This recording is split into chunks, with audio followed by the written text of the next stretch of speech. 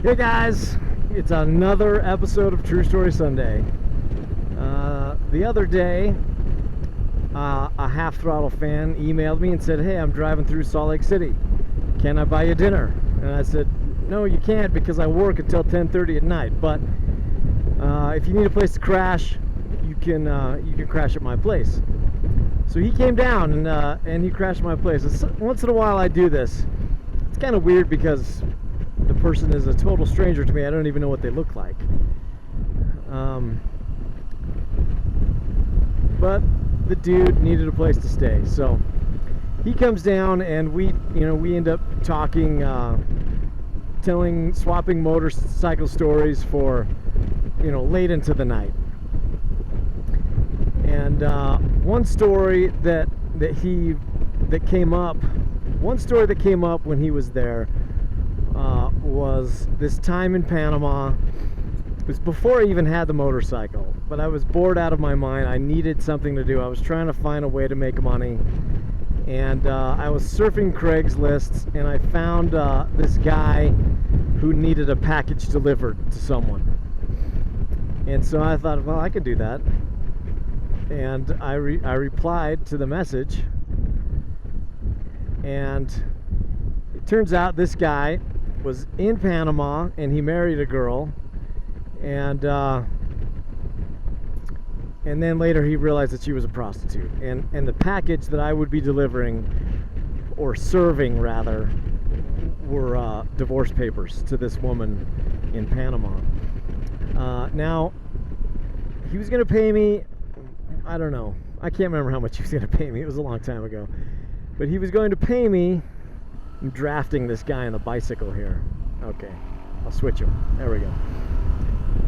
He was going to pay me a certain amount to serve the papers to this prostitute who he'd married. But he was going to pay me extra if I could buy one of the pornographic videos that she makes and sells of herself. Because he had had a child with this woman, and he needed all the evidence that he could get so he could get the kid in his custody. I don't know how he was going to do that across the international borders and all that, but he really wanted that porno video.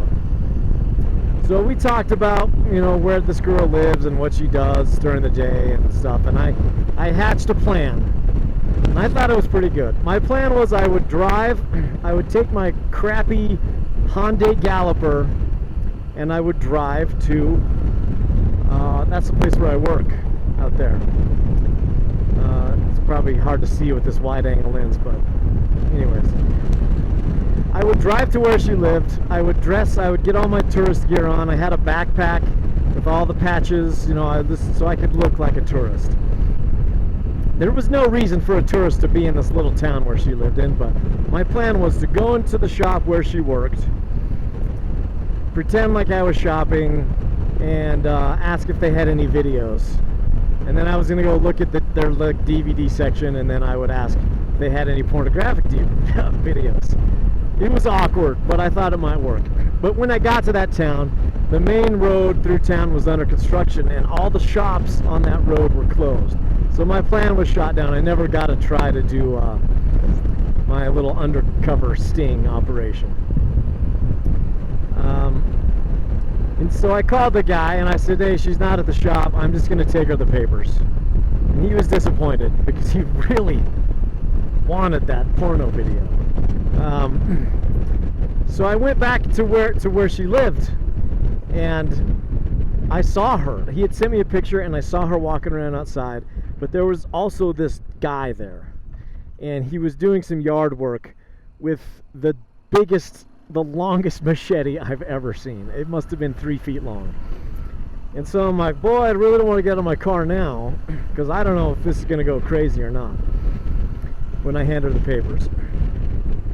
So I sit in my car for a while, and I'm like looking at her, and once in a while I notice she looks over at the car, like, what's this strange car doing parked in front of my house? And in my head I was kind of hoping, I hope that she'll just come over to the car and ask what's going on, because I think maybe that's what prostitutes do. I don't know. They just go over to strange cars, right? In front of their houses in broad daylight. But she never came. So eventually I thought, okay, I'm just going to have to get this over with. I was nervous. I've got to get this over with. I'm going to go park my car at this little store around the corner. And I walked back with this large envelope. And I knocked on the door. And she answered and she said, she smiled and she said hi. She seemed very nice. And I said in my broken Spanish that you have some mail. And I handed it to her. She was like, what? That's weird. That, you know, that's a weird thing to get mail in Panama from some random white guy. And she opened up the envelope and she looked inside. And by now I've turned and I'm walking away. I want out of here. Because somewhere in the background is a guy with a 5.5 foot long machete. And so I'm walking away. And she sees what it is. She sees, I guess the guy's name is probably all she recognized. And she realized it must be divorce papers. And she, I don't know why she wanted to stay married to him. Try to get benefits or try to get citizenship in the United States. I don't know. And she goes nuts. And she starts chasing me and she's screaming and she's hitting me with this stack of paper. And I'm just trying to walk away. I'm like, she's trying to give it back to me. And I'm like, it's for you, it's for you.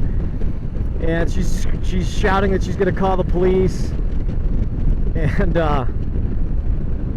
And I'm walking away, but I stop and I turn around and I say to her, I point like this and I say to her, you have been served. And then she stopped. I used my angry voice and she stopped following me. And I go to get my car, my Galloper, which is a piece of junk that I mentioned, because somewhere there's a guy with a 7-foot machete, and I know he's coming for me, or I'm afraid he's coming for me. I get in the car, won't start. Nothing. I know exactly what it is because the stupid battery cables always would come loose. So I got to pop the hood, I got to run around the front, unlatch it, prop it up, jiggle the battery cables, try to press them down farther, close the hood, get back in the car. She starts up, and I take off as fast as that Galloper would go. You know, I'm zooming away at the top speed of 45 miles an hour, and hoping that she didn't really call the cops, because I know that if she did, whatever she says the cops about this gringo, the cops will believe and I'll get hassled. And I'm trying to get past. There's certain checkpoints that are always there on this Pan American highway that I know I got to get past. And I'm trying to get past those checkpoints before the cops get the word that some dude in a Hyundai Galloper just did whatever this crazy woman's going to say I just did. When I made it through the checkpoints and I made it home okay, and I called the guy and I said, okay, I delivered your thing, and he's like, okay, just see if you can come up with a way. Like, all the taxi drivers, they know this girl, they know what she does at night. You could probably buy a video from them, an adult film from one of the taxi drivers. But the place was about 2 hours away from where I lived, so the taxi drivers where I lived were not going to know anything about this girl. And so one day I was out on a motorcycle adventure, and I thought, well, I'll check. What's this guy gonna do? He's standing way too close to the curb. I thought, well, I'll check. I was at this gas station, and it was closer to where she lived, and I thought, okay, I'll ask. There are a lot of people who sell DVDs in Panama, like pirated DVDs of Hollywood releases, and this guy came over to me to try to sell me a DVD, and I asked him if he had any porno videos. I don't even know how to say that in Spanish. It's probably sounds very similar. And he kind of laughed, and he turned to like the other people, the other DVD salesmen, who were like across the parking lot, and shouts across the parking lot, "He wants a porno!" I shouldn't shout that in Provo, Utah, but that's what he said, and I was like, oh my, you don't understand. It's my circumstance, it's not for me. But that's what happened. And then after that, I just told the guy, you know what, if this porno video is so important to you, buy a plane ticket down here and buy the thing yourself. If you're so convinced that they're this easy to find, just come and get it yourself, because I'm done trying to find you the porno video. And that's I think I might tell a couple stories here over the next few weeks about how I did a little private detective work. I don't know if that really counts. I think it did, but there was a couple things I did in Panama that were where I'd go after some guys who I thought were bad guys and try to expose them. So maybe next week, maybe if I get the motivation. Sorry I've been away for so long, but you know what? It's winter.